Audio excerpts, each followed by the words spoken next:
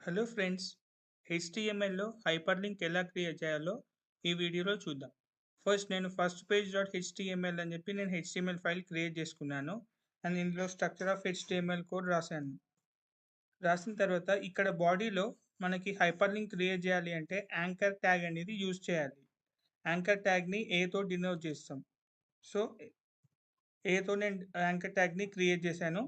And link పైన click చేయడానికి click here అని చెప్పి నేను ఇక్కడ ఒక టెక్స్ట్ రాసుకున్న తర్వాత మనం హైపర్ లింక్ క్రియేట్ చేయడానికి యాంకర్ ట్యాగ్ లోపల ఓపెన్ ట్యాగ్ లోపల HREF equals to double quote అనేది ఇవ్వాలి. అప్పుడు మనకు హైపర్ లింక్ అనేది క్రియేట్ అవుతుంది. నేను సేవ్ చేసా ఫైల్ని.